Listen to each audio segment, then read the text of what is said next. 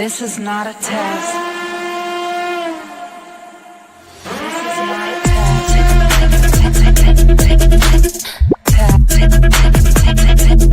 This is not a test. I don't know if you can hear me. This is not a test.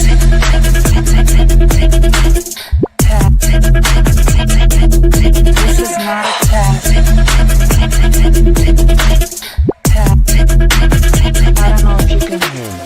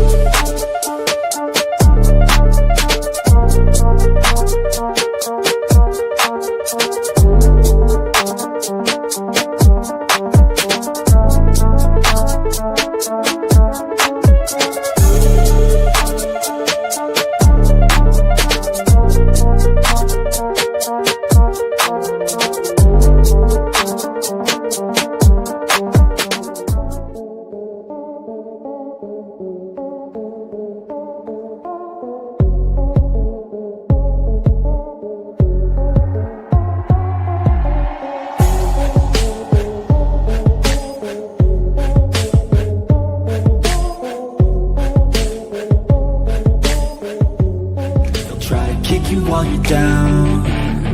They wanna rise up while you drown. They wanna fill your head with doubt. They're silently scared that you'll figure it out. I'll make it look like I'm losing, won't bother hiding my bruises. And when they finally think you're wounded, then it's your chance to be ruthless.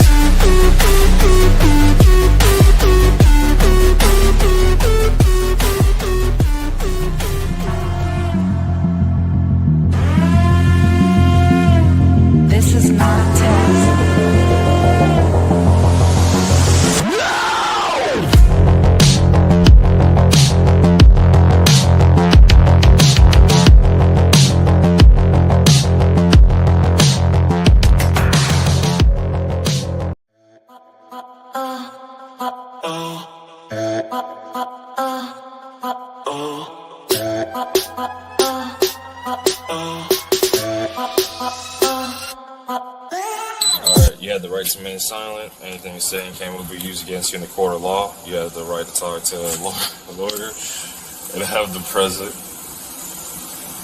with you while you're being questioned. If you cannot afford to hire a lawyer, one will be appointed to represent you before any questionings if you wish. All right. You good, dude? Hello, good evening. You good, dudes? Hello, Rubber. Hey, yo. I'm good, dude. Long time no see. I know. It's been a minute. It's been a minute. So I was like 2.5 minutes late, 3 minutes late because my live got deleted off of my channel. So I had to re-add it onto the channel. Always something. It Always is something. Hey everybody. Hey everybody. Yes, welcome in. It'll be a little while tonight. Cindy's here. Nice to see you, Cindy. Southern Cats. How have you been? Oh my goodness. And I'm guessing, hi Cara. Nice to see you. I hope you're feeling better today, my love. I'm guessing that the notice is not going to go out or didn't go out because of that. So that sucks. Hi, Miss Sarah. So good to see you. But you know, it is what it is. Hey, Queen Lady Wolf. Hey, ladies, mark it on the calendar. You're still awake. Oh, I'm definitely going to mark that down. It's 7:30 Central though, so it's kind of early for us. Denise, are you watching us on the big, gigantic screen? Because I'm scared. I'm scared. Denise likes it on the big screen. She likes to see us up close and personal. I know. On that big, wide screen. Oh my gosh. So I feel like I don't know how to pop this stupid chat out over here. So I'm going to do that. There we go. That little button right here. You're on the big screen. On the big screen. Okay, so I did it. Let me pop Wait, out. I have to say hi to Ann, okay? It's Okay. a ritual, okay? Hi, Ann. How are you? Glad to see you. She always pops in when Denise comes on. Okay, go ahead. Sorry. Yes, Cara. Yes, I saw this gentleman that you speak of with major issues. Yes. Yes. Oh, that's true. Yes. That's true. So my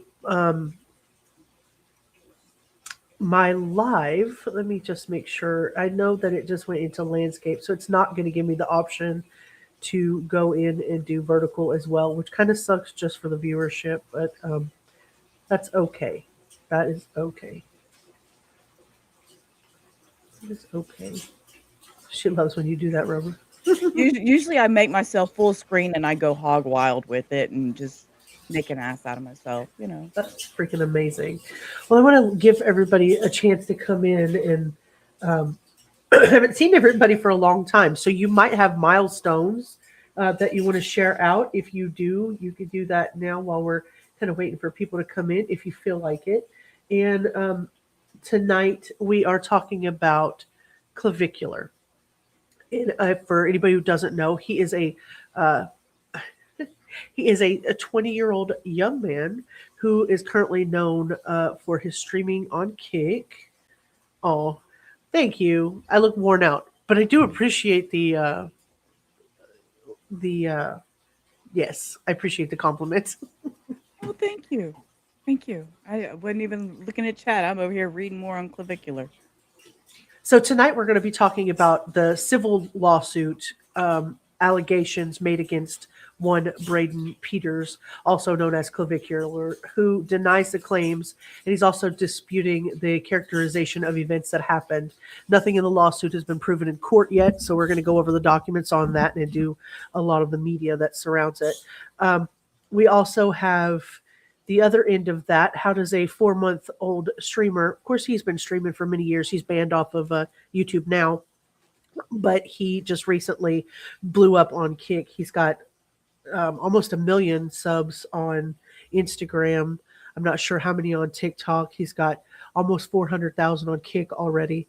And so it's coming out now that he might have some unsavory ties. And I'm not saying he's involved in organized crime. I'm not saying Clavicular is charged with any kind of type of organized crime activity, but I am saying that there's public reporting that's connecting his club, Clavicular's Bacara Club, to a well-known racketeering history family and alleged organized crime connection history. So, which are two different things. So I just want to make sure that I say that out loud.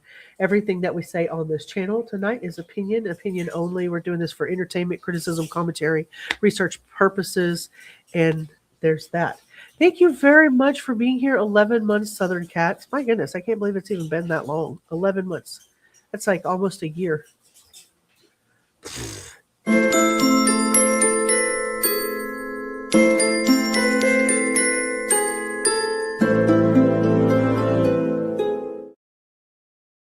Thank you so much for being here 11 months. You're up pretty close to getting your hours for your memberships, right? Yeah, close. I'm about 300 hours off, 400 hours off. I'm so excited for you. That's amazing. I'm excited. My little goal is emojis. You know, of all things we have goals for, I want freaking emojis. I love my emojis. I love my emotes. I can't be mad about that at all.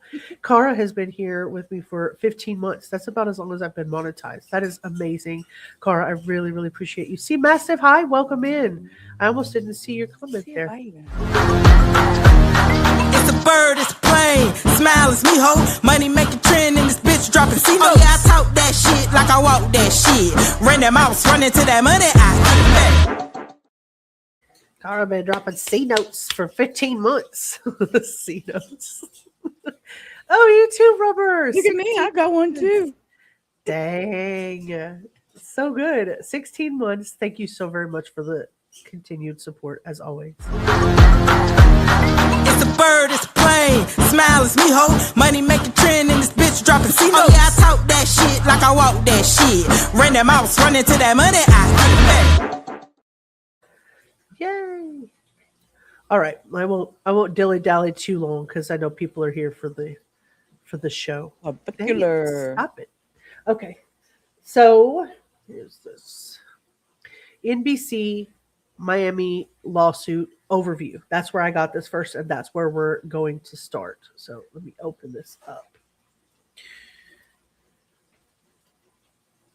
Quite a bit to cover, and I'm not sure. I don't think we've talked about it, Rubber, whether we would end up doing a second stream on this or not, but we might have to, being as the messy part, the second part is long-winded. Let me put it that way. And it gets there's actually quite a lot of stuff to read through and everything. So if 100%. we need a double episode, that's fine. I'm game. You're late, but you are worth it. You're worth it, Sherry. It's so good to see you here. You don't know anything about Clavicular? That doesn't surprise me. You got a lot of stuff going on. Hold on to your seat. Put your seatbelts on, because yes. It's so nice to meet you too, Sue Mastiff. I've seen you in Rubber's chat over there a few times. It is so nice to actually make your acquaintance. So when I first planned this live for May the 5th, the center of the story was his civil lawsuit. And the lawsuit was filed by Aleksandra Vasilevna Mendoza. And I probably butchered her name. If you know her online, you know her as Alorah Ziva. She filed this against Braden Eric Peters, also known as Clavicular.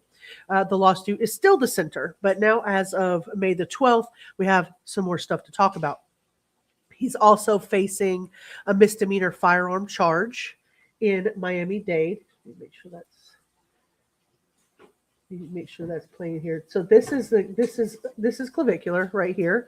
If you haven't seen him, he is known as a looks maxer, and a looks maxer is somebody who uses everything within their power to try to maximize, obviously, their looks. That's just like the basic part of it, right?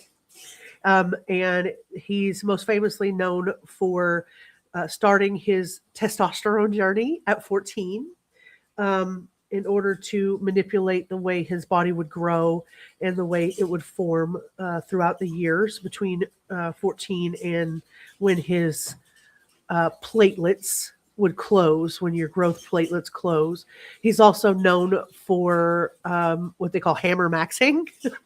Oh, we have a lot of maxing tonight. Everybody will have lots of maxing, but hammer maxing, and it's basically where you take a blunt object, like such as a hammer, or you'll see in some of the media that we cover, he uses maybe a globe from an award for a baseball game or something that he won. And he takes that and he bangs it on his jawline and on his temples in order to create micro fractures in his face so that it will build up or atrophy, if you will, and shape his face out for him. That's what he's been known for. He's facing a misdemeanor firearm charge in Miami-Dade connected to an Everglades alligator shooting on his live stream. We also have reporting around the Bacara Club. It's an older nightlife area, the nightclub area. Stop now. Don't want to be sharing that. We don't care about the dog food. you can tell I'm rusty here. I can't get it to close down, so I'll just close that out. It is just weird. And he is ridiculous. You do remember him, Southern Cats? So there's also a crime boss family associated with his Bacara Club, of which he is now an owner of a $5 million club after only 4 or 5 months streaming IRL on Kick. And so that's weird. And that's why we have the alleged organized crime adjacent that we'll be talking about that are now connected to Clavicular's current circle. So yeah, we're going to talk about the civil lawsuit first, alleging battery, fraud, intentional infliction of emotional distress, and unauthorized use of this young woman's name and her likeness. But we've also found thank you, Sherry. We've also found some conflicting stories with the young lady as well, so I'm sure they'll take that to court. But we're talking about an alleged live stream. It's not alleged. We're going to show it to you of an injection involving Aqualix, which is a fat-dissolving product that the FDA lists among unapproved fat-dissolving injections. We're going to talk about that. You're going to stay chunky. Yeah, and then we'll talk about his meth maxing. And basically, that's his lean protocol, or was his lean protocol, up to April of this year when he actually OD'd on live stream. So this is jam packed with all of his fuckery. What do you think, Rubber? I heard about him. Okay, let me give y'all the background of my knowledge. I heard about him through Hio. I'd heard little bits and pieces, and I heard about him through Hio, and then we started watching him on the down low, on the back end. Hio and I are up at night watching this guy, amazed at these club scenes, and not even like the people that are there. And I'm a people watcher, but then finding out all these other things that are going on with him, I'm like, okay, hold up. We're putting this person on a pedestal. We're making him show that he is this amazing person, but let's pull back the curtain a little bit. So I think that's where. Well, damn it, Hio. Well, damn it, Hio. Let's pull back the curtain a little bit and let's review. Dude, Hio says, I'm gonna make Sheila big. Rubber gonna be the center of attention all this sudden. I'm dying. Okay, so this is a 20-year-old young man. 20-year-old, and his name Braden. His name is Braden Peters. Braden Peters is his name. Yeah. So this is the Law and Crime Sidebar with Jesse Weber. He actually does a really good job of going over the lawsuit, and it does show some of the young lady that was affected on this. So we're going to start with this, and he's going to go over the documents to a degree. Cindy, how rude of me. Oh my gosh. I missed that. How rude. Cindy, thank you so much for the 5 True Crime Guardian memberships that you gifted. And Rubber, that's all your fault. I didn't see it, and I'll tell you, they went to They went to missing persons around the world, Mars, or sorry, not Mars, Mrs. 00420, Sherry SLJ1, and Eyes Wide Open, and I am not Golden Har. So there you go. Thank you so much. I love you. Get some rest. Thank you so much, Cindy. I really, really appreciate that. It's a bird, it's a plane. Smile is me, ho. Money make a trend in this bitch dropping C notes. Oh, yeah, I talk that shit like I walk that shit. Ran that mouse, running to that money. Cindy dropping C notes in the chat. Thank you so much for the 5 gifted memberships. I really appreciate that. Let me back over here. Man, I am rusty. You guys, don't ever let me run away that long again. This cartoon is going on my dreams. And I wanted to tell Cindy, thank you. Yeah, thank you for your Cash App, Cindy. I appreciate that. Oh, you're so sweet. I don't know that you have. Well, you don't have one on my side, do you? I'm going to say thank you this way then. What? Thank you, Cindy. Thank you, Cindy.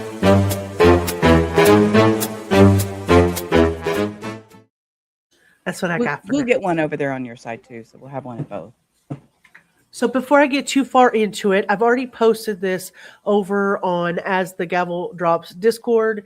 It is a Discord where you can find a lot of the documents that you could be looking for on the cases that mean something to you. And I'm going to post that link right here in the bottom here. It's As the Gavel Drops Discord. You can find this. Wow, that's not even the. Yeah, that is you. Well, it is, but it's not our link. Like, we have a permanent link, and I'm not sure why I didn't post that one, but that's okay.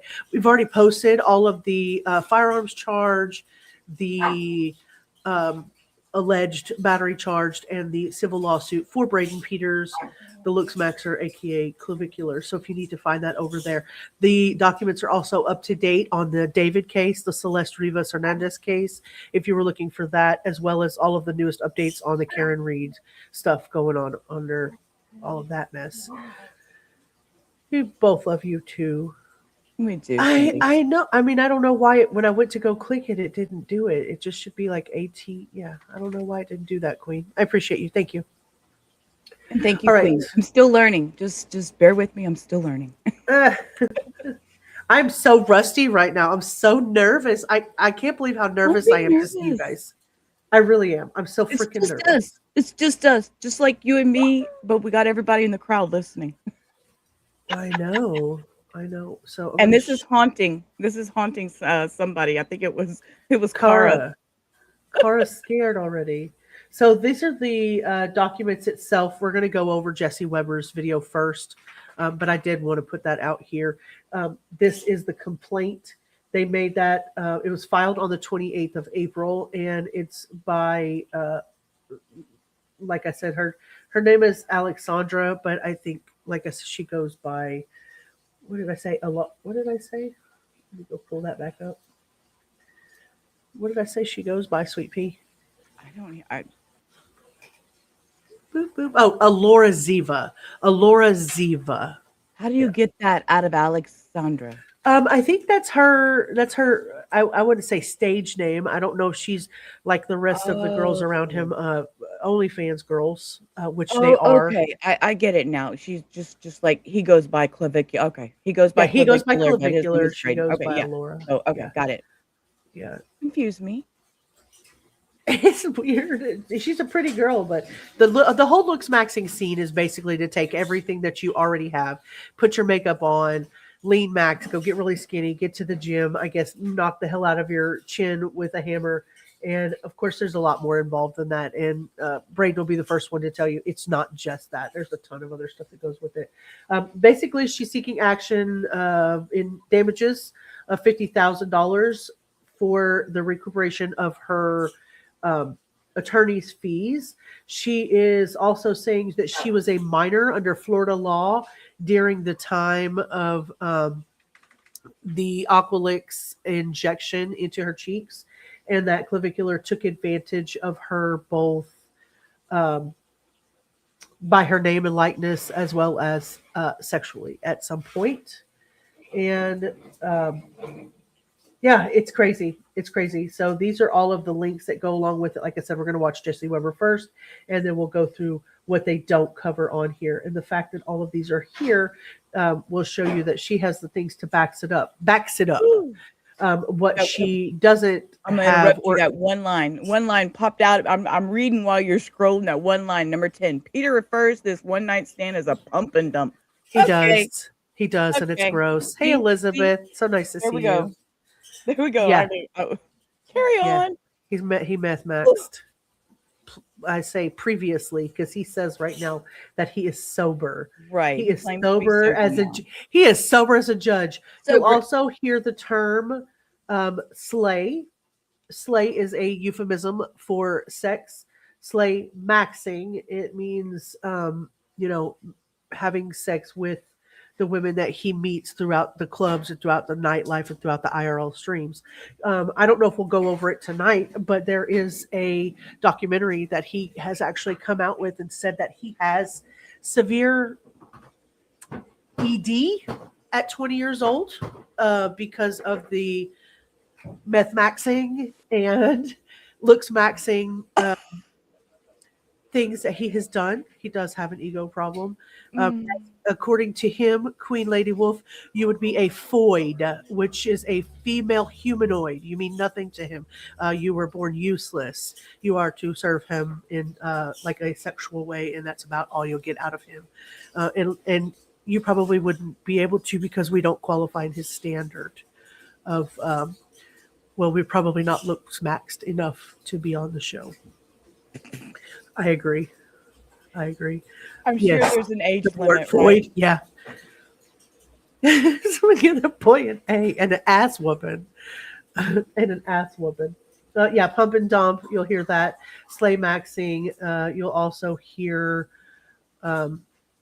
He puts the word maxing at the end of everything. So, and I thought in honor of Braden Peters, you may see it in the other slide here. I have downloaded an Alligator because most recently the charge that he has acquired for firearm is for shooting at a dead alligator in Miami-Dade. So he's a winner. And I don't know, you may not have seen my thumbnail, but there's an alligator at the bottom of my thumbnail. So. I did see your thumbnail, and I think that's amazing. I had to throw the alligator in there. I had to. Can you see the little tiny alligator?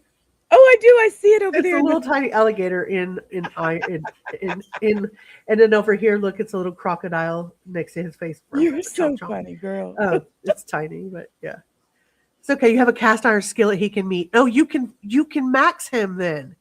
You can max him. All right, let's start watching this right here. Let me know if you guys cannot hear it, and I'll turn it up. Shout out to Law and Crime Sidebar. Let's fix our media asset here, girl, before we get a whooping. Take that off. We need to get down. Look at that. Theo, you're in his face. I know. We need to get down here. There we go. Okay. Popular looks maxing influencer. All right. I'm already going to tell you that I get 11. So I'm not really happy with that. Clavicular has now been hit with a brand new lawsuit. He is being accused of having sex with an underage girl and later on injecting her with an unapproved drug. These bombshell new claims we are going to break down. We'll talk about the response, and we're going to do it all with Johnny Depp's attorney, Ben Chu.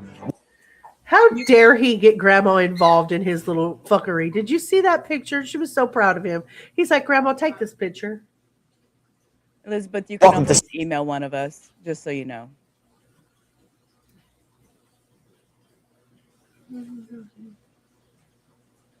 I agree with you. I hope that he's not going down that avenue. And if it starts with the H, if his name is High and has to do with that family that I was talking about, I think I know where you're going. You feel free to email me or Rubber, either one, or put it in the Discord, and we will definitely check it out. Can you move the captions up, please? What, darling? Move the captions up so we could see them. I think I have to move us. No, you don't. Just drag the captions. How you can't drag the captions? Oh, what the hell? Just drag the captions. When did that happen? Always. That's crazy. Put us back on the bottom and drag the captions to the top. I did. I didn't even know. I've never even known you could do that. I've never known that. What the hell? Okay. Sidebar, presented by Law and Crime. I'm Jesse Weber. By the way, if you're watching this and you're into content creation or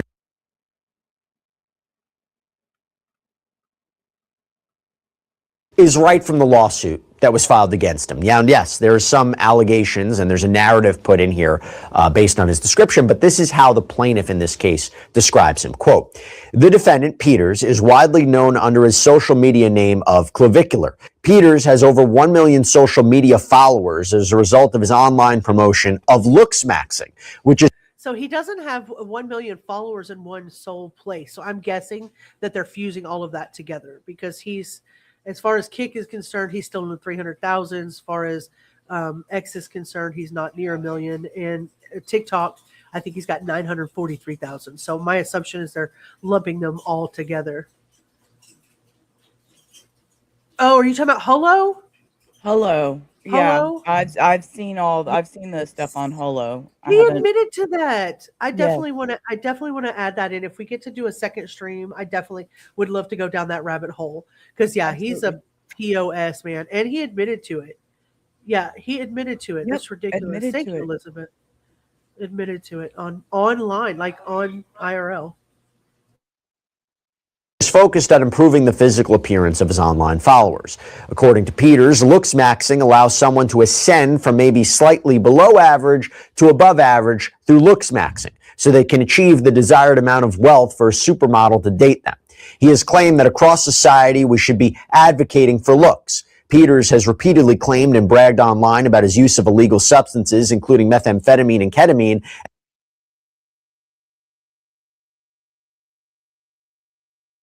Okay, I think I'm muted. I said I'm so surprised. You remember every time we were watching the live stream and they were just talking, he'd go and talk to anybody, and he's like, "Oh yeah, I just meth max. That's what I do. That's just what I do." It was just so nonchalant. Yeah, it was just casually, conversation wise, very disturbing. And then you'll see it when we watch the OD where Androgenic, which is his friend, who's also another looks maxer, looks at him, and the guy's nearly ODing on the table, and he's like, "Hey, you want an Addy? Hey, you want an Addy? Addy?" Of course, he was deported back to Australia after that little incident, and he is also been banned from Brisbane, Australia. But yeah, he was not a very good friend. With friends like that, you don't need enemies for sure. As well as the use of other injectable medication that is available online. Peters has repeatedly bragged about his slay-maxing, which means sex with women he meets through his fame. Peters has admitted that he often creates online content so he can be pursuing one-night stands when he goes to parties and slay, which is a euphemism for sex. Peters refers to his one-night stands as a pump and dump. Now, by the way, included in that description are apparent links to videos purportedly of Clavicular allegedly saying these things. But according to Instagram, I love how we have to put the word allegedly saying these things, because we're going to watch these videos and he allegedly definitely fucking says them. Right. It comes out of his mouth, but allegedly still, you know. Yeah, he allegedly fucking says them. So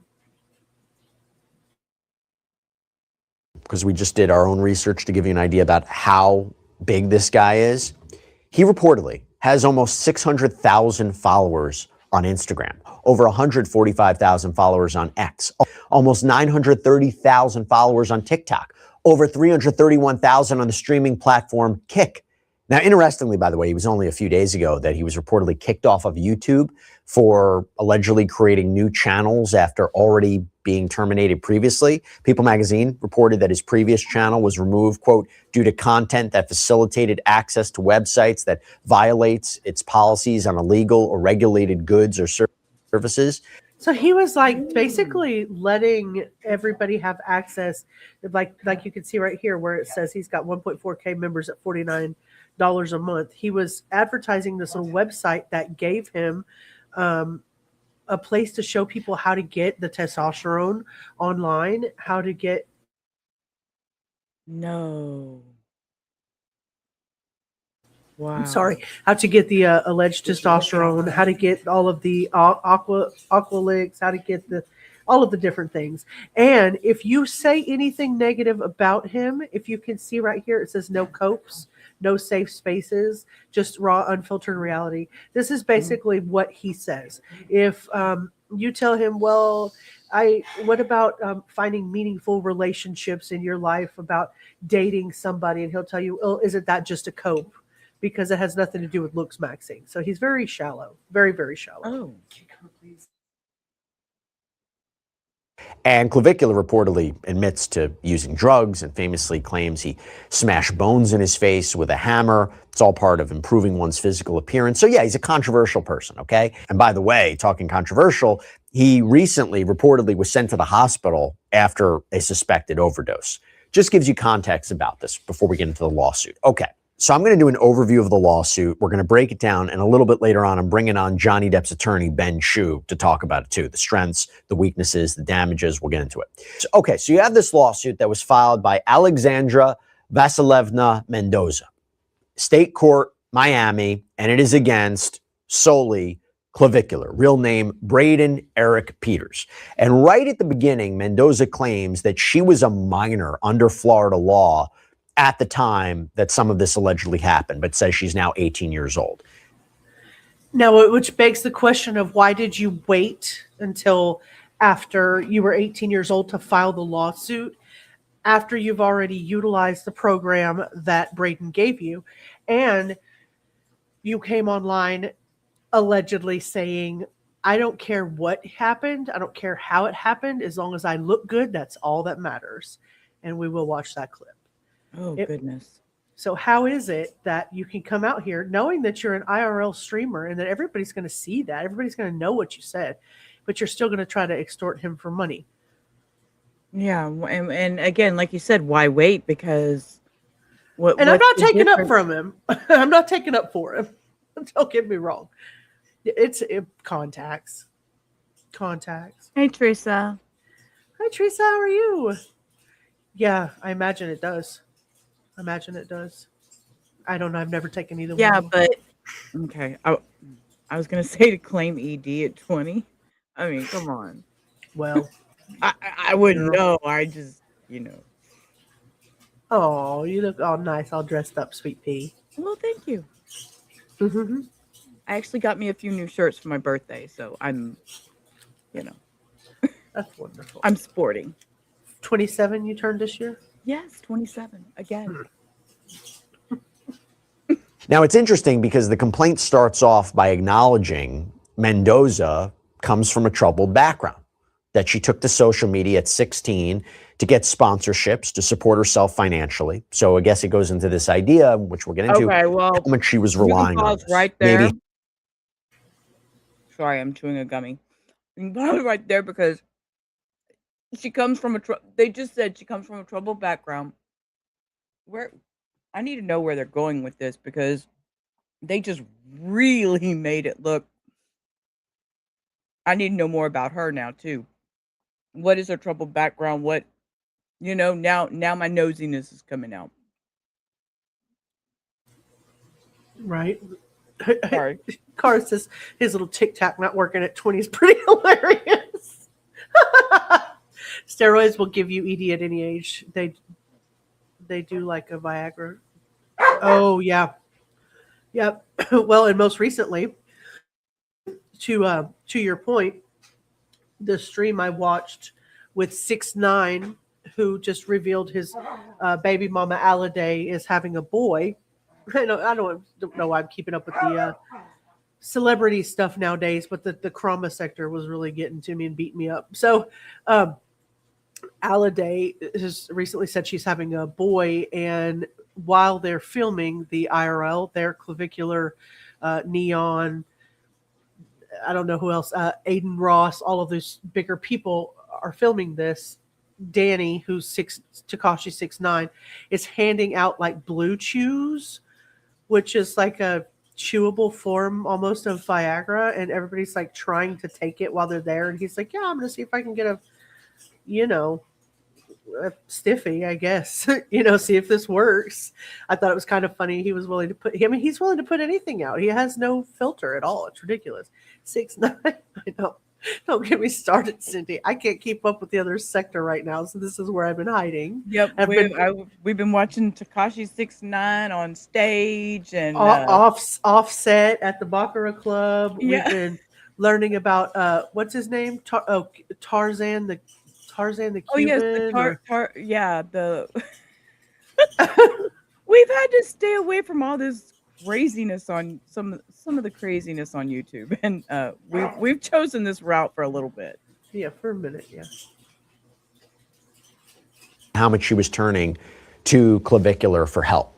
Maybe why she continued to stay in touch with him. I think that's the narrative, but let's go through it. And she apparently, according to this, was referred to on social media as Alorah or Alorah Ziva.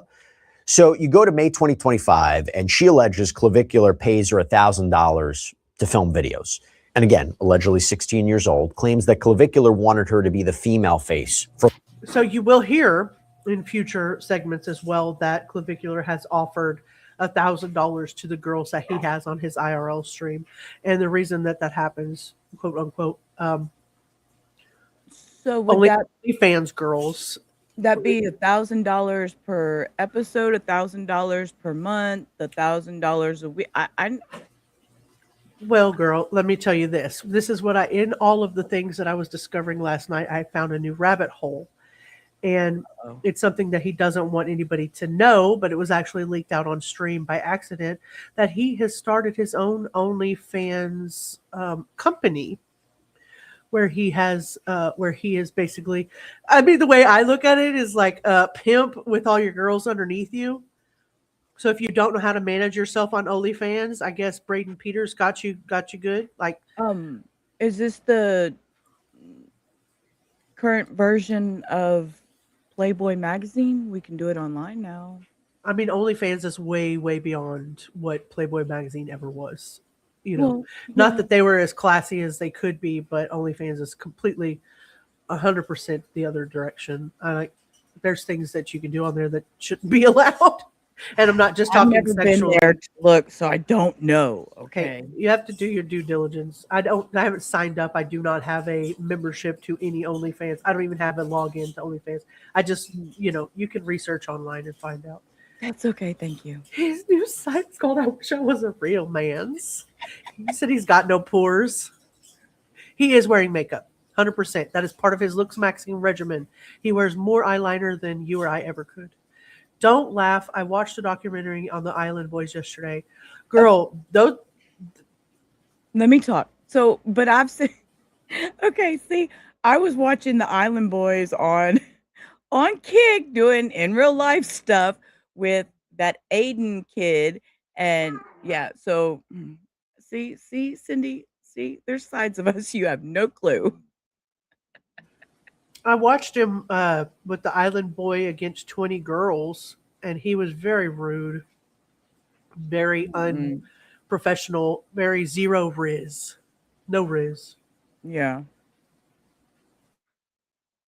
Looks maxing, and that Clavicular allegedly helps her create videos and write scripts for her, but apparently she hadn't met him yet in person, and she claims that's when he arranges for an Uber to bring her to Cape Cod, to Clavicular's parents' house, and she claims not only were Clavicular's mother and grandmother at the home, but with the mother fully aware there were excessive amounts of alcohol that were served, and she claims Clavicular was under 21. So while I just want to interject just a small piece, when I first watched this, it slapped me in the face because the David case for Celeste Rivas Hernandez, the last ride she got was David sending an Uber to her home in Lake Elsinore to drive her to his house in the Hollywood Hills. And it just struck me oddly familiar And Right. luckily, this girl didn't end up dead. Obviously, she wasn't dismembered and killed like Celeste was. But it just struck me how odd it is that just these celebrities or these people that are in a better position, like send these Ubers out to these girls to just drive them anywhere. And we heard something similar even in the Epstein files with some of the victims. The taxi would like come to the house to take them to, his place there in Florida. And I don't know. It's just, I don't know why that freaks me out so much. Because you have no control when you're getting somebody else's vehicle and they drop you off and these vehicles leave and then you're just kind of stuck there, which is, It doesn't you know, bother you either that the fact that they were under 18 and they went yeah, to yeah. his parents' house to do this? Yeah. What is there any repercussion for his parents allowing this? Just asking. I don't know how much they knew or what they didn't know, if I'm being fair. Right. Yeah, to be fair. Wow. But if their grandmother and mother was there and there was alcohol around and they knew he was under 21. Yeah, and then they're providing it to another underage girl too. Ooh. Well, just because you have alcohol in your house and an underage person comes in doesn't mean you're giving it to them. You do have alcohol in the house. Somebody Right. has access to it doesn't mean you gave it to her. I don't know. There's too many caveats, right? Yeah. Again, she claims she was underage, okay? And she claims that when she goes to the house, she goes to his room, he supplies her with vodka, she's inebriated, and he has sex with her, and she wasn't able to consent. She alleges that when she wakes up, she finds Clavicular again having sex with her without her consent. She claims she's sent off in an Uber, doesn't see him for 6 months. Fast forward, November 2025. She's out in Miami, and she claims she sees Clavicular. He allegedly compliments her on how her looks have improved through looks maxing. He allegedly invites her and her friends over to his place for a streaming session, says she's ascending, again, this slang term in the culture for improving appearance, that he could help her continue to gain a following online.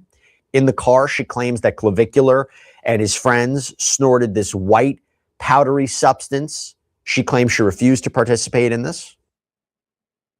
See, I'm finding all the holes already. Like, okay, bitch, listen, you already just said that you were underage, went to his house. He allegedly forced himself on you after getting you drunk. You didn't talk to him for 6 months, so the kid's not grooming you. You see him in Miami, you answer him, and then you go for it again. What are we doing? Yeah. And we're going to blame not that like I said, I'm not siding with the POS because the dude's a moron. But really? Like when did the beauty of the way that you look, everything on the outside and the way you look become more important than a person you are on the inside? Because to me, you're bullshit too. Do you feel differently? No.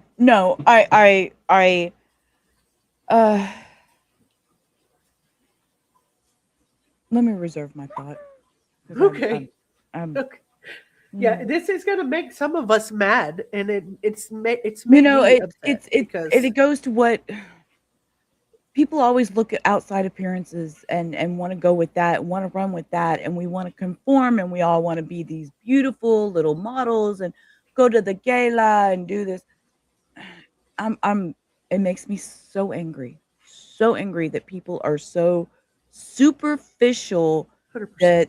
that they want, you have to be this beauty on the outside when in all truth, just like you are a beautiful person on the inside, you are beautiful on the outside.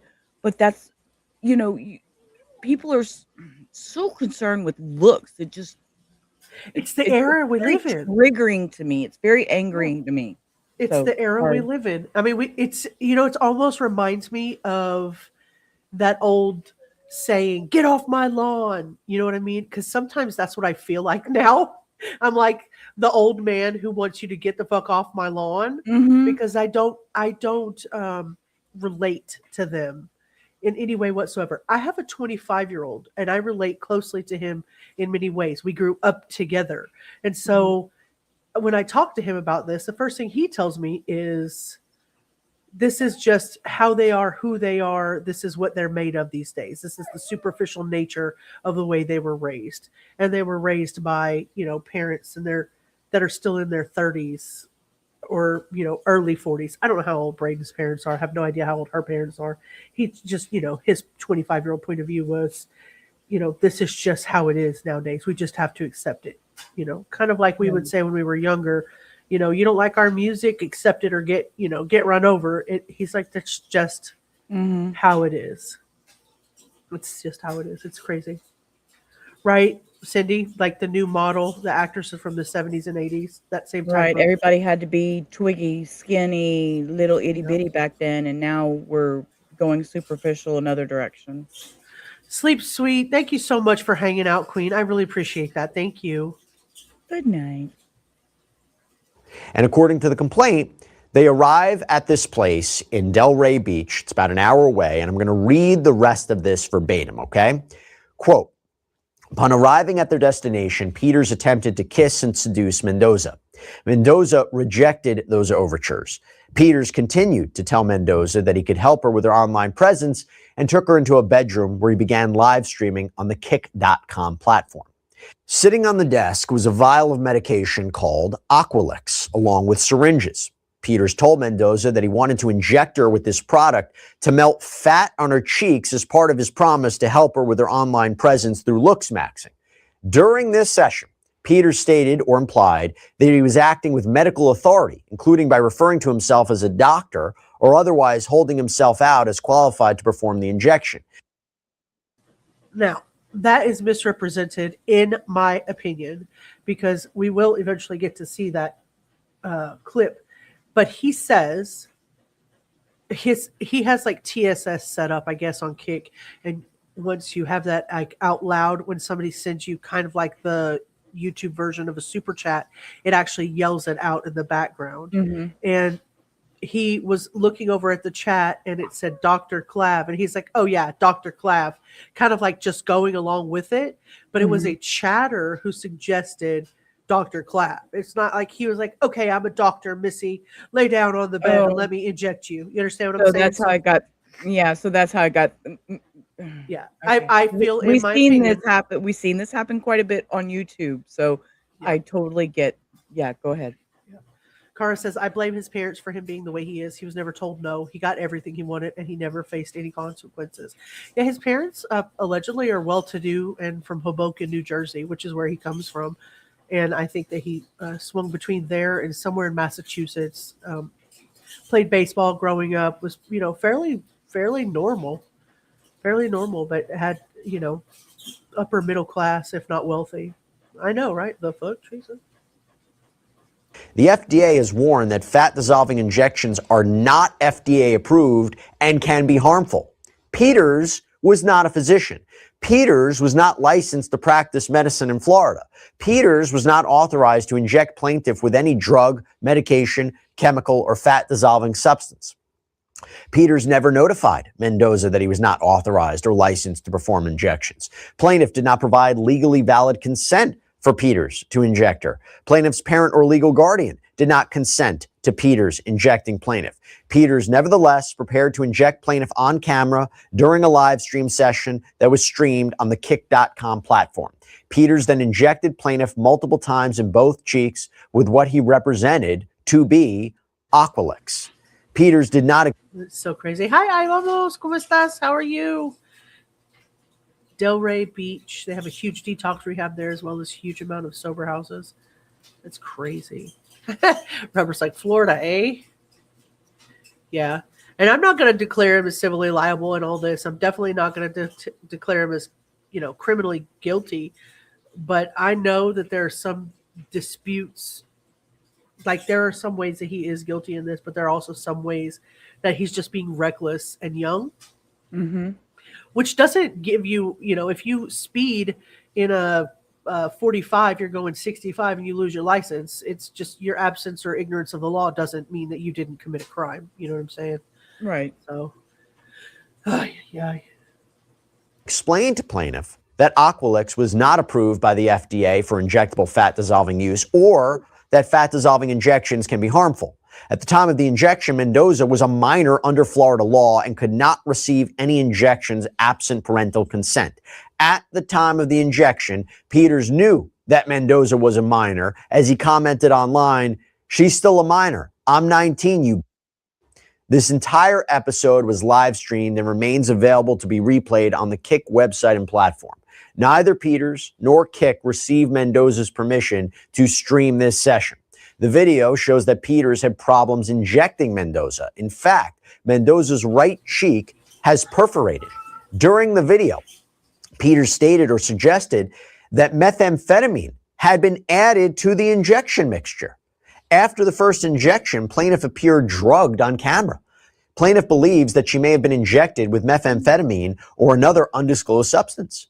During this entire session, Peters, through the Kick platform, was receiving, processing, sharing, or financially benefiting from paid viewer engagement, including subscriptions, donations, tips, platform currency, or other monetized activity available through Kick's platform. So we're dealing with multiple layers on this already, right? One is bodily autonomy. Two, the consent. The three is her image and likeness that they say she's using. Fourth is the money and the benefit that he made off of this and monetized off of her name. And five is going to be the power dynamics, because she wanted to be big. She wants to be bold. She wants to be better than him. He used her, aka used her, paid her $1,000 and she made money off of it, but okay. And the fact that the plaintiff was allegedly underage during parts of the timeline. The fact that all of this is happening in a content ecosystem is so freaking beyond me. Like, all of this is online. And here, Cindy's comment here, reckless and young, explain what he did to his own body, not someone else's. Right? I mean, if you want to do this to yourself, I mean, hey, so be it. But, my face was hurting, like even listening to him read that.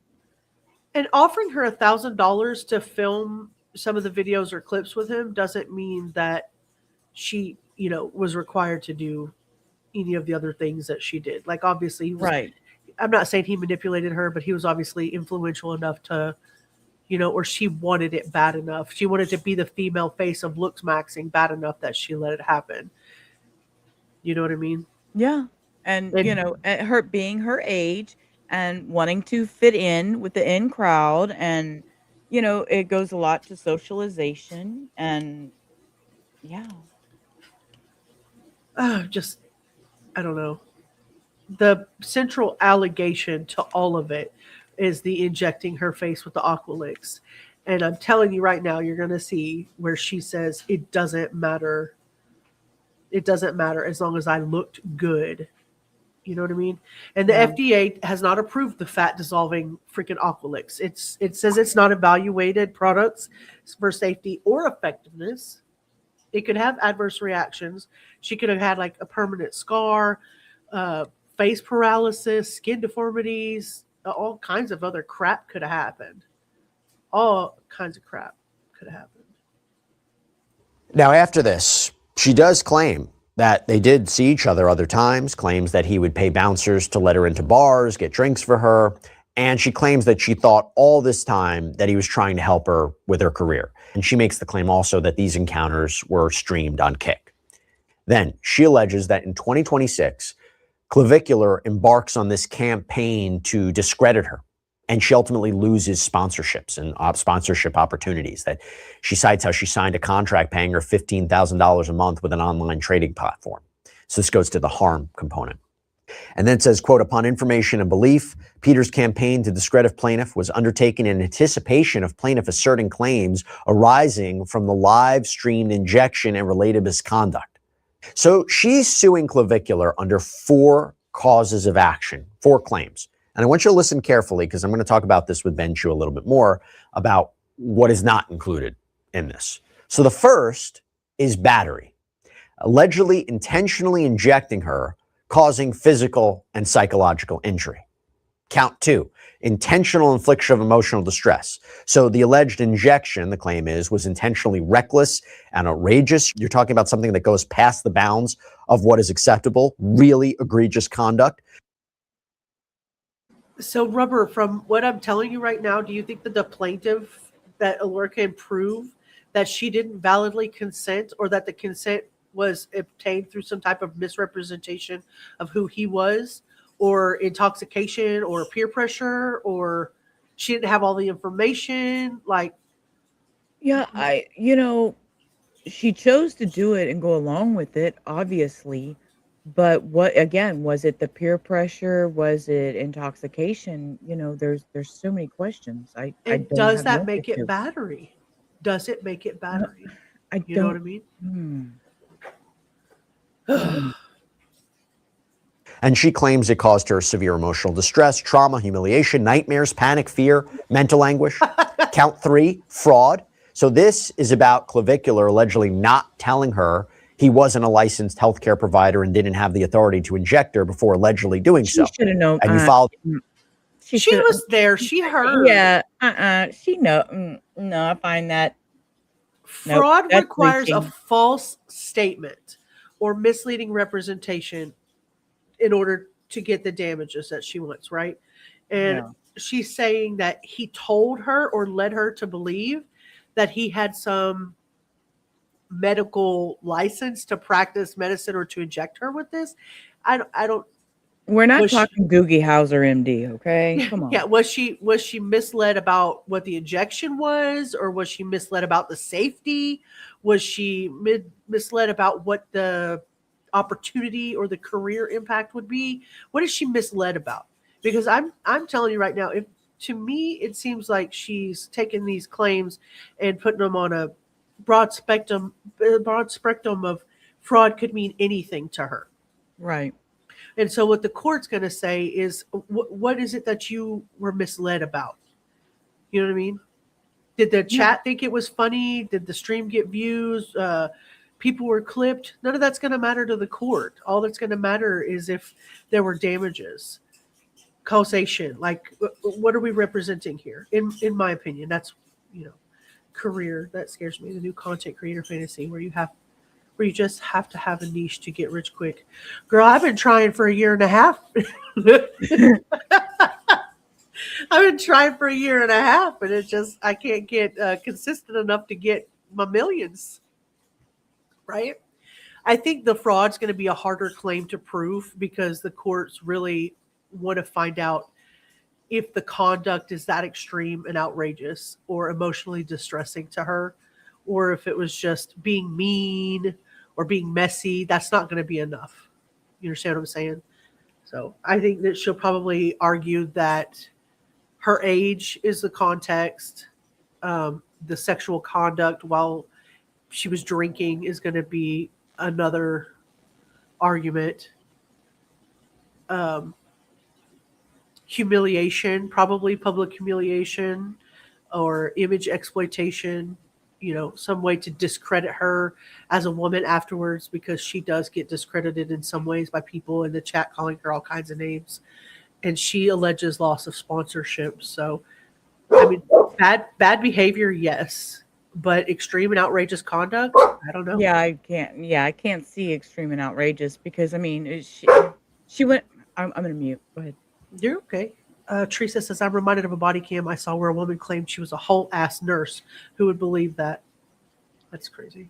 I believe he's liable. He groomed her, like Celeste stated, maturing and realized she was being used. That's a possibility. I'm going to make 15K a month. You and me both. Let me know what you figure out. Your opinion is that she was underage. They have an overabundance of money and time. And time. They don't And want to go to no school. parental guidance to some of these is my problem. A lot of the parental guidance is lacking. Well, and this is, because a minor's ability to consent to commercial use of their likeness is not the same as an adult creator Hmm. choosing to collaborate with somebody. There's some messiness there, okay? Because she doesn't have the ability to consent to the commercial use of her likeness. And this, to me, in the court is where the influencer world, which is what we run into now, is going to run into the old school court system. You understand what I'm saying? Where Yeah. they slap you around and slap your fingers with a ruler instead of you get on here and you get to do what you want because you're an influencer. You can't just point a camera at someone monetize that shit, monetize that crazy, and assume, well, she was there, that solves everything, because it doesn't. It doesn't solve anything. She was there. It is what it is. Our society has shifted greatly with social media, and nothing we could foresee. Now that we are seeing the consequences, we could try to better prepare our children. Yeah.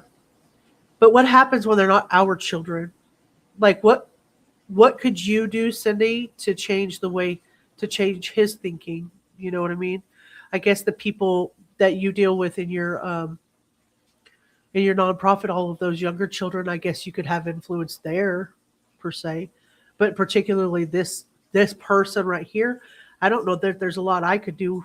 And when we get into the bigger picture of who he's surrounding himself with, or who he's gotten himself involved with in Miami, you're also going to see a different side of that too. Because not only is he possibly being manipulative and doing what he's doing, but I think there's a possibility that he's also being manipulated and used as well on the other side of that coin. So I don't know what we could do for him particularly. He's not going to listen to me for sure. Nope. That with the allegation that he didn't tell her that she needed to have parental consent. Allegedly didn't tell her that this drug, Aqualax, was not FDA approved. She argues if she knew all this, she wouldn't have agreed to it. Count 4, this is interesting, unauthorized publication of name and likeness. This is under Florida law. The argument here is that Clavicular allegedly uses her name, her image, or likeness in connection with this live stream, this replay content, that he's making money off of it for profit. She didn't consent, and she's entitled to penalties and damages under Florida law, like royalties and exemplary damages. By the way, also for the other count, she's apparently seeking compensatory damages, restore her to whole. And so how the hell did she get to Miami by herself?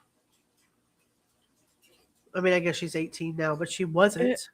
Yeah. When you ordered your mussels off of Temu. Oh, goodness.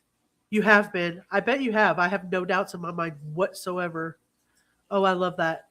Yeah, we used to put ours in a fish bowl. Just put it in a fish bowl, put it in the other room. Cara says, probably a hot take. I do believe she's a victim. However, I think she was so blinded by wanting to be IG famous that she ignored all the red flags and was just easily manipulated because she has none, or has no one. I don't disagree. It's dangerous, right? It's dangerous no matter how you look at it. that she reserves her right for punitive damages, punishment damages, which, by the way, can add up. Now, Mendoza's attorney released a statement saying, quote, "Our client will tell her story through the legal process. In the meantime, we do look forward to hearing from Mr. Peters and his lawyers." While speaking of that, Clavicular's attorney, Steve Kramer, adamantly denies the claims, releasing a statement. "We are aware of the complaint recently filed against Mr. Peters." This is to Rolling Stone. "These are allegations only and remain unproven. Mr. Peters denies the claims and disputes the characterization of events. He will respond through the appropriate legal channels and intends to vigorously defend himself. We will not comment further at this time."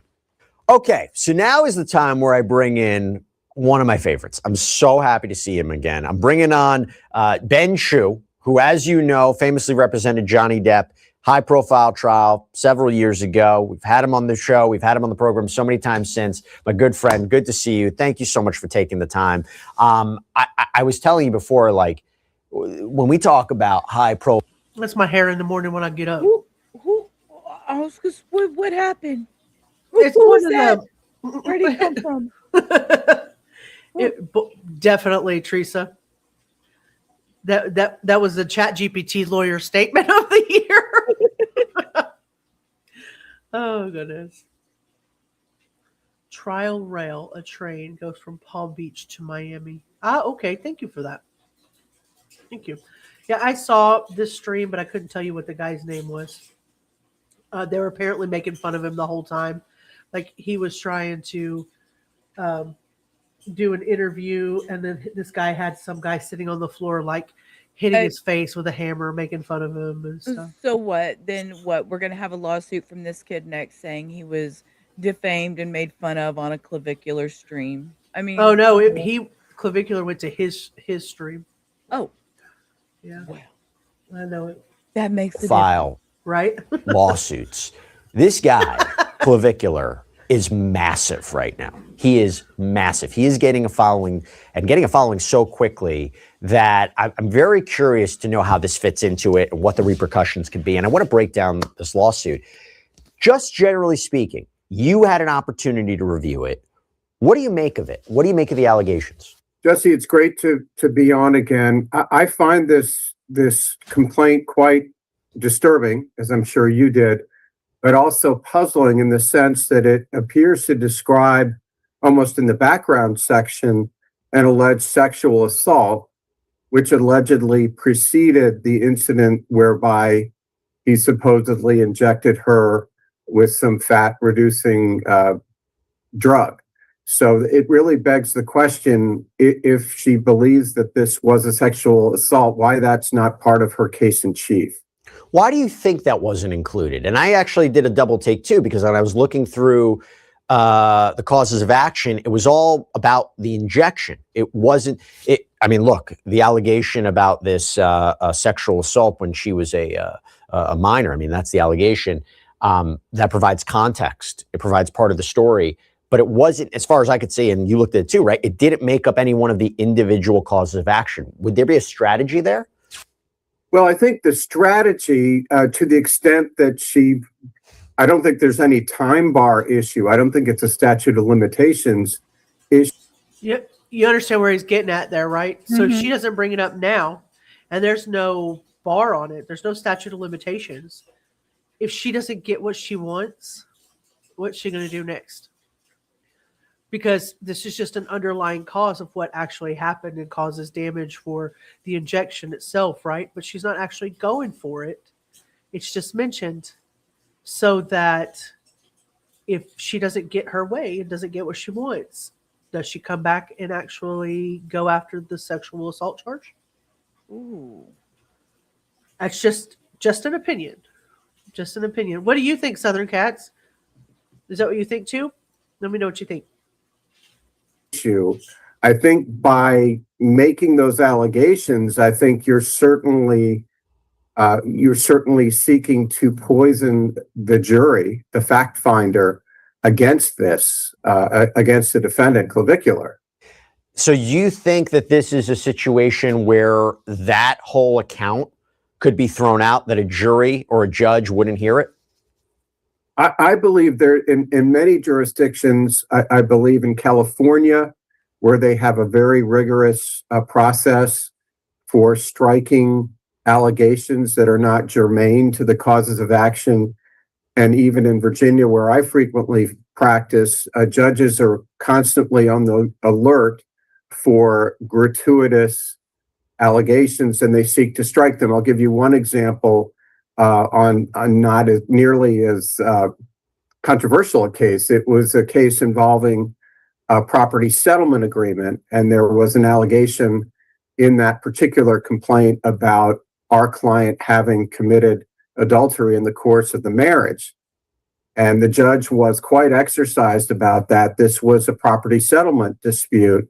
It had nothing to do about the party's conduct during the marriage, and he struck that allegation, and he reprimanded the counsel for raising it in the complaint. So this is what really struck out to me. It seemed to me that if she believes this incident took place, she should have alleged it, and alleged it as a tort.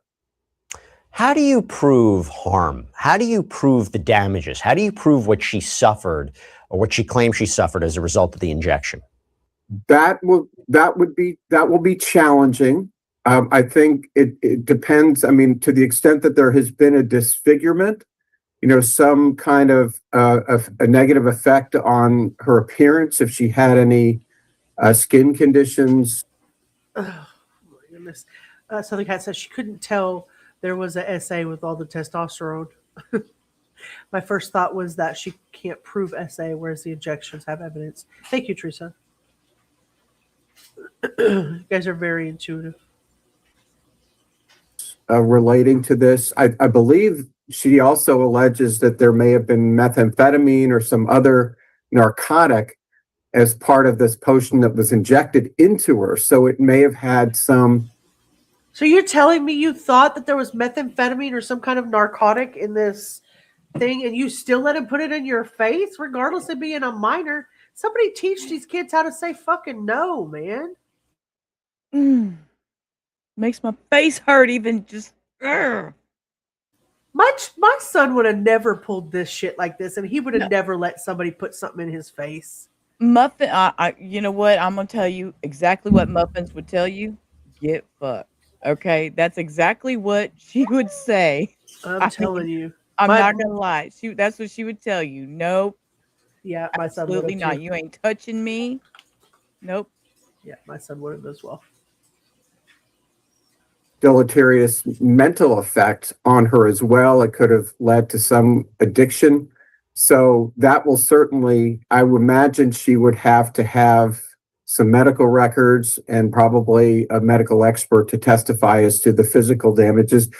And she's, as you know, Jesse, she's also alleging emotional distress, intentional infliction of emotional distress. And that's a broad term. That's a broad cause of action. Generally speaking, it's so broad that it can encompass a lot of different alleged behavior, but it really has to be, egregious. It really has to go beyond the bounds of decency. And if I were just to tell you the headline, popular looks-maxing influencer injects another influencer in the face with a drug without a license, without her knowing what this was all about. I mean, that's the allegation. I would say, okay, I think that probably could be defined there, but it's not a slam dunk, right? Because I'm looking at it, right? And they say it has to cause severe emotional distress, trauma, humiliation, nightmares, panic, fear, mental anguish.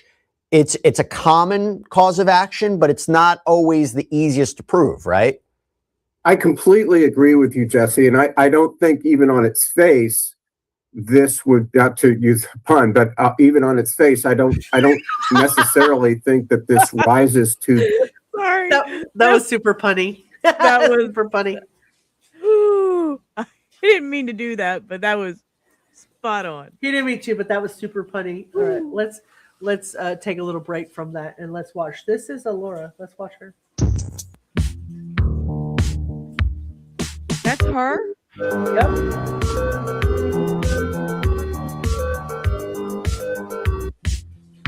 So, this is my opinion. She was a child. Exactly. When she started the looks maxing, which, the idea is to get a hold of somebody when they're 14, 15, very, very young, so that they have time to change their looks before their growth plates close, is the idea.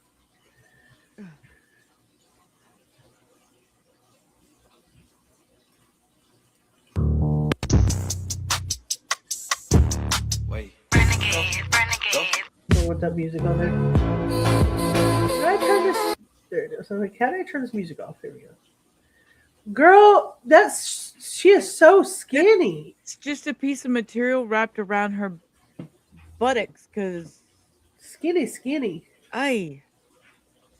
Like all this work that she's done to herself. She's only 17 and she cares this much about her looks and she's getting nowhere with life, and it's just enough. Because if anything, if you were born beautiful, you will not have to go through the struggles that you go through when you are chopped, fat, ugly. And I'm telling you, the minute that I have decided to improve my looks, that is also when my life improved. That's why I love beauty. I love taking care of myself. I love being skinny. I love doing my makeup, doing my hair, I will invest so much of my time into making sure I look good, because it makes me feel good at the end of the day, and I get better opportunities. And I also it's work. And for people to think and try and discredit me and be like, oh, but those are contacts. Oh, those are fake eyes. Oh, but she takes Retta and discredits me. I do all that shit. Fuck, yes, I do, because I love to take care of myself and make myself look good. If you think that you don't have to work and have discipline to look good, and you think taking the easy way is still an easy way, it's not. you still have to pick the right foods. You still have to do your makeup, do your hair, put in the contacts daily. Like there's so much upkeep that you have to do to look good. And this is the shit that I've all figured out. And it's taken like time because this is what I care about. I've always cared about my looks, and my transformation is so drastic because I put the effort in to find out what I need to do to look the best that I can look.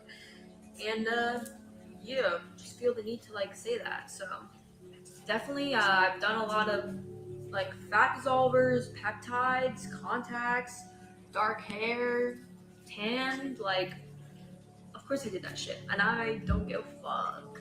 Like as long as I vlog and I look good, I'm chilling, guys. So you tell me, because she flat out says right there that she did what she did, and as long as I look good, I don't give a fuck. It's there. I mean, tell me they're not going to be, his lawyers aren't going to be able to Right. find They're going to this. pull this up and say, well, she wanted it. But, and then here's my mama heart, my mama thought going to, okay, 10 years from now when it's no longer cool, what are you going to do with your life? Where are you going to be? What are you going to, are you going to waitress? Are you going to be in an executive office? Where are you going now? Yeah. Where's the future look for you? Well, Just and a then thought. have you heard of Amaranth? Amaranth. No. Amaranth is also an influencer, and she has bright red hair, and she's very pale. She uses her body as an influencer. You know, a lot of men really like her a lot, and she does a lot of interviews. She's very, very intelligent. The girl's very intelligent. But she has said many times in interviews, the reason that I have to invest in business, she owns a lot of gas and oil companies, like a couple of 7-Elevens and other stuff. She owns equine horse ranch and just a bunch of different things. She says the reason that I have to invest in all of these things is because my looks are going to fade. They're Well, going, that's smart. She realizes that. yeah. So you know, there's something beyond just the superficial. I've got to look good so I can get this done now. I'm hoping that if the truth is that these kids are doing this because they want the money, that they're actually doing something with, you know, Right. they're I don't know. It's so hard to explain, right? I'm the same way. I've got like my mama heart because my kid is older than this kid right here, you know, and it Yeah. like it breaks my heart to look at her and go, no, sweetie, you can't take any of this with you when you die. None of it. Yep. And it could all be gone tomorrow. And instead of building meaningful relationships, you've built a castle of makeup. You know? Yeah. You just can't see your future, right? Yeah, Because it's just disheartening listening to her talk and just yeah. and it's not that she's not a pretty girl. She was a pretty girl. She's a pretty girl now, but she was a pretty girl before. She was a pretty girl to begin with. Yeah, she was a pretty girl before. I don't know. That's the way I feel about that. But now this makes her money. But how long is it going to make her money? Is she looking for a Paris Hilton, Kim Kardashian lifestyle? Is that where she's hoping to go with this? Is she? I don't know if she's on TikTok. I don't know what other platforms she's on. I know this particular one right here has 316,000 followers with 21 million likes. And so sometimes, like on YouTube, it's not all about the followers. Sometimes it's about just the engagement itself. It doesn't necessarily mean that I have to have 75,000 followers, but if I have no engagement and dead subs, it's not going to matter. I'm not going to make the money anyway. So I don't know if it's the same. I don't know. This is her academy where she teaches the befores and after. You pay $80 a month for her glow maxing guide.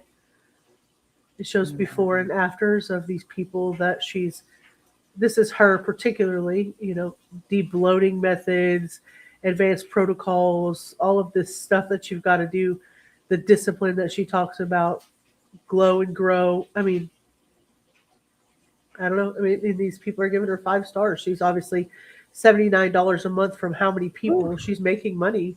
You know what I mean? Yeah. There's other ways she's making money. So Keep him up with the Kardashians, yeah, instead of the Joneses anymore. It's a lot. It's a lot. All right. I don't think there's so much to cover here. I don't know how much we're going to get to today. We'll probably do about a half an hour more. That put us right at 2 hours. And then if you're good with it, I'd like to just come back tomorrow at 7:30 and keep on going. If y'all are good with that. I'm not trying to pull very many people in. I'm trying to get myself back into the rhythm of being okay. Well, and I need the hours, so that's I'm willing. I need the hours, and I have time. It's just making the moment to actually sit down and do it. So, well, I'm here. I've been doing. I know I've told you I've been doing this really awesome boot camp that was offered to me, and YouTube gives a few different guides to how to do things. And there was a lady that came on yesterday that really spoke to me and said, when you're a mom, your kids don't care whether you're sick. If they're hungry, you feed them. If they're important to you, you love them. And if they're sick, you have to keep taking care of them. You don't get vacation days being a mom. She said, if you love your channel as much as you love your kids, then you pulled your heartstring, didn't she? She did. She's like, you need to feed it and you need to nurture it, because even though I've grown my channel slowly over the last year, it's authentic with the people that come back. And knowing that I've been gone a month and all of the stuff that's been happening with Nanny, and I'll explain that on a members only stream, but all of the things that have been happening there, I've just been so grateful to the people that reach out when I'm offline, and to the people that have really truly just been there the whole 15, 16 months, not just of monetization, but before that, when I had literally sat down, saw Bullhorn Betty, pulled out that first live and just ran my freaking mouth and laughed at myself and choked on my Cheez-Its. Like, I'm so grateful for the community itself and the authenticity that comes along with that. So yeah, you'd be down, Cara. I'm so glad. Her attitude reminds you of Courtney Clenny a little bit, doesn't it? I don't know that she's near dangerous, but she could be. Sometimes we don't know what's happening up behind the scenes with these people. While we play a little bit more of this, I want to see if I can't find the alleged stream with the stuff on it while we finish watching this real quick. The level of stating a claim for intentional infliction of emotional distress, as you note, the standard is incredibly high for that, and I'm not sure that this really meets it. I don't know whether it's thrown out on a motion to dismiss, but it might be. The counter argument would be, and I haven't seen the full video of this allegedly happening. I've seen what appear to be screenshots online, but it's so difficult to know what's real or not. But they seem to say that this was live streamed, right? That this was recorded on the platform. If there's a video of him allegedly injecting her, and I mean, we'll see what their defense is. I have nothing to say right now that he is licensed to make these injections. I mean, maybe they'll. I haven't seen anything to suggest it, but if he's not licensed to do it, and he injects her, and her parents never consented to this, isn't that the case for her? Isn't that a win for her? But Jesse, come on, did she? I see what he's doing here. She's injecting herself with Lord knows what is as a minor. Her brain is still developing. This crap she's injecting in her is 100% messing her up. I agree. But also, I mean, he's going to say, well, in this case, isn't this a win for her because, her parents didn't consent? Did her parents consent to her going in an Uber to this man's house and stay in the night? Right. And did they consent to her going down to Miami at 17 and finding her way there? No, you wasn't going to stop this girl. You wasn't going to stop her. It certainly could be. And to play devil's advocate for a moment, I mean, she has a history with him. So I imagine that she had some sense of his not having any medical training.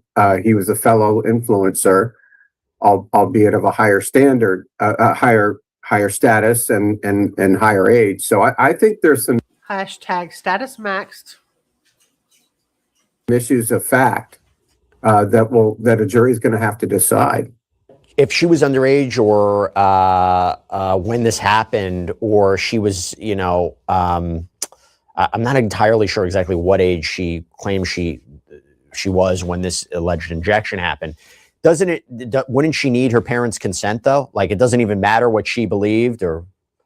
Yeah, that's a great point. Whether that goes to the battery count or whether that factors into the intentional infliction of emotional distress, I don't know that the interplay between those two things. I do think that there is, perhaps not legally, but in the mind of the jurors, yes, she was a minor. Yes, he was not a minor, but he's not that much older than she is. So this isn't the case of a 40-year-old and a 17-year-old. This is Cara, sleep sweet. Wait before Good you night, go. I'll Cara. show you this. I'll show you this real quick. Let me show you this video real quick before you go.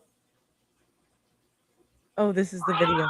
Yeah, Oh, this is pretty crazy. I mean, Clavicular has done a lot of questionable things, but I think this is up there as one of the most concerning. He's essentially injecting what looks like maybe some filler into this girl's cheeks, and I don't think that he's doing it very cleanly. I mean, first of all, he's not wearing any gloves. I highly doubt that he disinfected her face prior to these injections, and who knows what he's even injecting here. Where did he get these supplies? What are his landmarks here? Does he know where the main blood vessels are that he could potentially hit and cause different problems for her, like necrosis of the skin, different types of other problems like infection and nodule formation, and maybe even blindness? And does he know how to reverse the effects of some of these complications with something like hyaluronidase? Does he have that available at his disposal? Regardless, he is not licensed to do these types of injections, and doing them on a live stream or...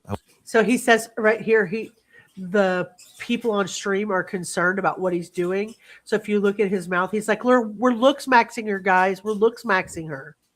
However he's doing them here should be considered, highly illegal, and something that I think should not be condoned. I've spoken out in the past against the DIY community when it comes to filler and even Botox and other things like threads and whatever else people are doing to themselves. But this is something that is highly dangerous if done incorrectly, and really probably should not even be on the internet. Yeah, this...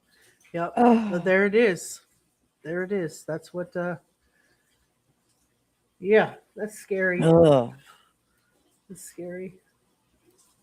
All right. We've got about 8 more minutes of this video. is the case of somebody who is only, 2 or 3 years older, as I understand it. And I do think that might affect how a jury sees this. Which goes to another point. I've seen this video. It was up on it was up on a X page, Clavicular updates. I don't know if it's genuine or not. It could potentially be. Let me play it real quick. And what else? Not dating Clav. Just did a little stream together where he injected Aqualix. It was really fun. Super nice. Send me an Uber home right after. If that's true. Okay. Okay. Well. Sent me home right after. Sent me home right after, because it's not FDA approved. I'm guessing it could still be put on the market, right? I don't know. That's a really good question. I have a lot of information I haven't shared yet, but this is just crazy. Listen to her. I'm going to go back just a little tiny bit. Let me play it real quick. And what else? Not dating Clav. Just did a little stream together where he injected Aqualix. It was really fun. Super nice. Send me an Uber home right after. If that's true, there's 2 ways to look at it, right? One person could look at, she said she had no problem with it, and now she's suing him. This hurts her credibility. The other way of looking at it is, in these types of cases, and if you have alleged victims who are younger, sometimes somebody will say how they feel about something that allegedly happened one way and then fully grasp it another time. Or, they because it can be very complicating how complicated how somebody processes or feels about something or alleged abuse. But the other way of looking at it is too, if also, just for clarity purposes only, that's just one day after Clav injected Aqualix into her face on stream. That was the next day she posted a TikTok saying it was fun and that Clavicular is super nice. So the injection appeared at that time consensual, but and her accusations are blatant lies according to them. But okay. I mean, like you said, you can't consent if you're a minor, so it may be a moot point. We don't know. Wow. She thought that he was going to help her career.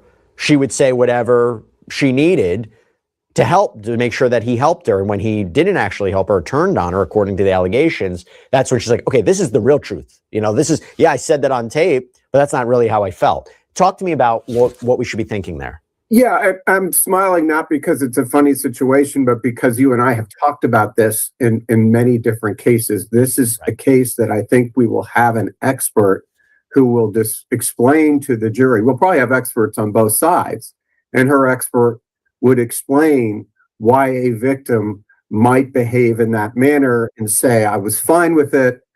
And that could be, consistent with someone who is still a victim.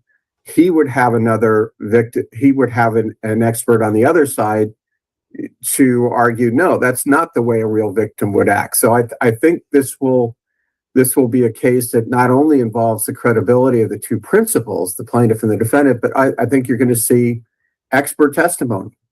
And particularly, I know I've seen it already on social media, those who have come to Clavicular's defense. She continued to hang out with him. She was with him. If there was really a problem, it gets complicated. And it also gets complicated if you're dealing with somebody that young. I'll just say that. In terms of damages, there's parts of this where it seems not only the damages for what she claims happened to her, right? Compensatory damages, reserving her right for punitive damages, punishment damages, but is it also trying to get the money that he earned off of their appearances together? And how would that work?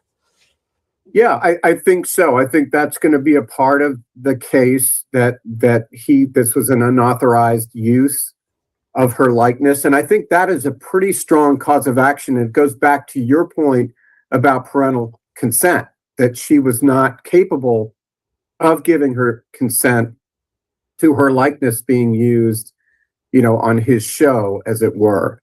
And it also goes back to your earlier point of why she might include the sexual assault allegation as context or as background, because that's something that she wants to get in the jury's head.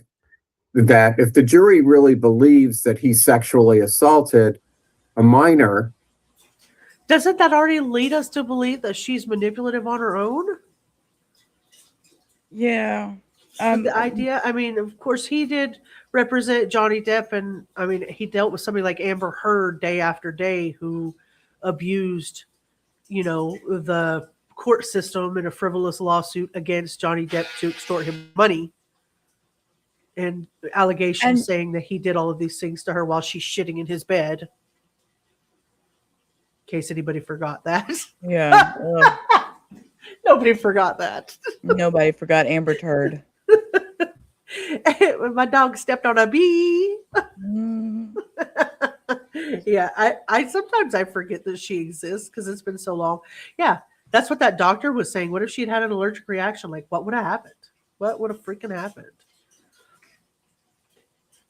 at the time, they may not care about the niceties of the jury instructions that you and I, spend so much time with judges dealing with it. If they think that he sexually assaulted her, they may just want to punish him, irrespective of everything else, which is why I think a judge should look long and hard about striking those allegations. I was just about to say that. I was like, okay, so there's no way that his lawyers aren't going to look at that and say, hey, she might be alleging that this happened, but if there's, no evidence to prove that happened, then it needs to be struck because it has nothing to do with the injection on her face. It has nothing to do with all the rest of it. And instead of tainting a jury pool, let's at least give him a fair shake, Trust me, he's not innocent in all of this, though. No, but let me play devil's advocate for a second here. I mean, what if, okay, here he says, I'll give you $1,000 to do this, blah, blah, blah. And then she realizes, oh, fuck, he made 30 grand off that stream. I mean, where's my share of it?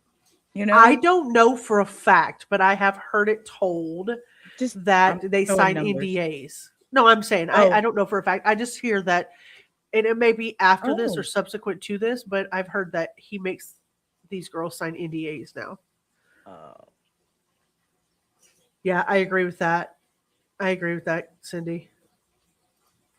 There's not a lot we could do sometimes. Yeah. His parents definitely are not on board with what he's doing in this direction. I know for sure. I mean, it seems to me that you either make the allegations that there was a sexual assault or you don't, but you don't mix it up in a case that involves a completely different set of incidents. Do you think that she's also, her attorneys are making a basis to go after Kick as well? The Kick is not named as a defendant, but I'm wondering if going after this platform is something we're expecting too. Yeah, that's a great point, Jesse. And you always look as a plaintiff's counsel, and most of my work is on the plaintiff's side, is you look for deep pockets. And Clavicular is a deep pocket in and of himself, but I would go after the corporate entities as well. Well, and deep pocket, his associates are deep pockets as well. Now, and the like McLaren, they gifted him when he opened his club, Bacara. Mm-hmm. Because you're talking about another pocket and an entity that's likely to have insurance, which could fund a settlement. And clearly what you're looking at here, if you're really looking after your own client, which I'm assuming that these lawyers are, you don't want to put your client through a trial, because even if she prevails, this is going to be further traumatizing her. And if you can get a good settlement, short of putting her through having to relive the alleged sexual assault, having to relive, being injected on a, before, millions of people or hundreds of thousands of people, you want to do that. This is not a contract dispute case, right? This is a case involving really disturbing allegations, which makes me wonder, do you think authorities are involved at all? Do you think she went to law enforcement? Because this is blending in. These allegations are blending into the criminal arena. Yeah, I clearly think, the sexual assault, that's a very serious crime. And the battery, I mean, assuming that this actually happened and there's evidence of it, that he injected her without proper authority or permission since she was a minor and he had no medical background, I would think that also would be a very serious crime that the Florida authorities would be looking into. When that happens, Jesse, as you know, if there's an indictment, it usually results in a stay of the civil case, because then Clavicular, in this case, as a criminal defendant, has a right against self-incrimination. And many courts look at it as unfair to require the defendant to have to testify in a civil case while the criminal case is pending. So for whatever reason, my guess is if this case proceeds and he's testifying in the civil deposition, there's no jeopardy at issue. But it's a great question, because you would. I mean, how much do we think that they're going to try to settle out of court just to try to get over with it so he doesn't have to go into court? Although he is a very prideful individual. You know what I mean? Like, it's a civil lawsuit, it's $50K. Yeah. He might want to stand his little ground over there and say, no, I'm not settling. We're going to go all the way. Yeah, but $50K, like, give it to her and move on. If Yeah, you're making as much money as you think. Right. That's exactly what I was fixing to say. If he's making that kind of money, $50K ain't shit to him. That's a drop in the bucket.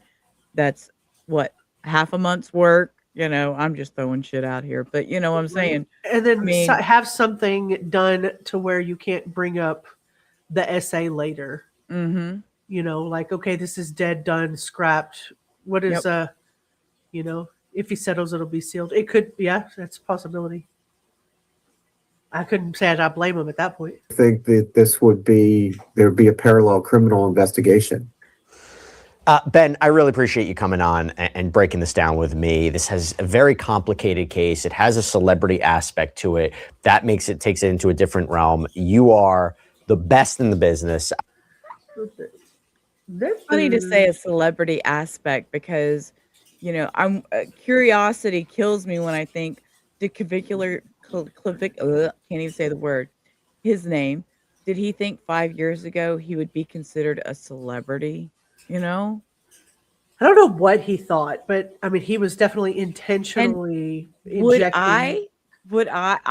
me personally, I don't think I would call him a celebrity, but that's just my opinion. I don't, Like I don't like know. an influencer, right? I would say Yeah, that's a influencer, little but different. I wouldn't say. I mean, we're not talking Goldie Hawn here, you know. right, that's true. I don't know. It's just, celebrity was just an odd term. By whose standards? Yeah, I don't know Yeah, what right. industry standards are. TMZ standards, I guess. So, all right, Guardians and Rubber Ramadians, all in Duck Pond. I think we're The going to duck pause here. ponds. We're Yep. going to pause here for the night. We're almost at the 2 hour mark, and somehow we've only made it through the civil lawsuit, and we haven't really met Braden yet, which honestly tells you everything you need to know about this case. It's not just a little quick influencer drama recap. I'm kind of excited. It's a whole legal, cultural, medical, internet brain rot disaster, right? Yeah. And almost So like it an might be onion. more than just 2 nights. We'll see. Yeah, We'll we're see how peeling long away we the have. onions. We Tonight we have to work this focused on 2 nights. the Alorah Ziva civil suit, the claims, the alleged live stream injection, of which we actually saw factually, the Aquilix issue, the consent questions, the fraud allegations, her image and likeness, the bigger question of whether the young girl is treated as a collaborator or content at that point. I guess we're going to have to wait and see. Tomorrow night, same time, we're going to continue the coverage. We'll move into the rest of the Lux Maxer situation, the alleged shooting of the Alligator. We'll actually meet Braden Peters. We'll meet some of the celebrities he's hanging out with, and some of the not so big celebrities, but possibly ties to some unsavory characters. Dun, Let's dun, see. Oh, the dun. Bacara Club. Yeah, the Bacara Club, the reporting around the organized crime alleged and now being discussed in relation to his circle. Okay, I want to be very clear before we leave. We've got to handle that part of it carefully. So we can't say things that are not proven. We don't want to do that in the chat because we don't want to call it, we're not going to call people mafia just because, because the internet says so. So we have to be real careful on that. And yeah. Thank you, everyone who's hung out tonight. Thank you for welcoming me back in. Thank you to the mods. Thank you to Rubber Ramada. Thank you to all the members, everyone who keeps supporting the channel and helping us dig through all of the documents. Keep an eye out on these documents on Patreon. Like the live on your way out. Subscribe if you haven't, if you'd like. If you want to support the document work, memberships are the best way to do that, but hitting the thumbs up is the best way. Yep. Hit that thumbs up on your way out, and thank you all for being here. All right, get some sleep, Rubber. Make sure you hydrate. Yep. Don't let random live streamers inject anything into your face. No. I'll keep my little cheek lines or my cheek lines, and nobody's doing anything to them. This is all natural. So yeah, we're gonna keep it that way. I appreciate you guys. We're gonna go out on what we normally do. I Yep. cannot wait to see all the Guardians and the ducks around the pond tomorrow night. Good night. Night.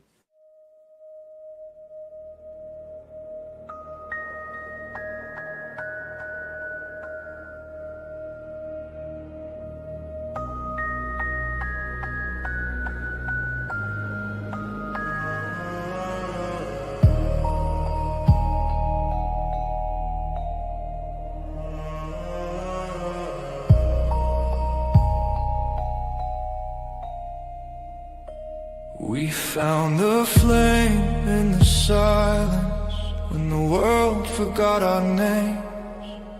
Whispers turned to promise. In the dark we stayed the same.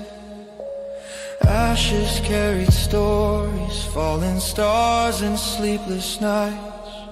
Every scar became our glory, every shadow fed the light. We are the ones who guard the fire, through the smoke and through the fight, bound by truth, by heart, by wire. We keep the echoes burning bright. No crown, no fame, no higher name, just sparks that guardians of firelight.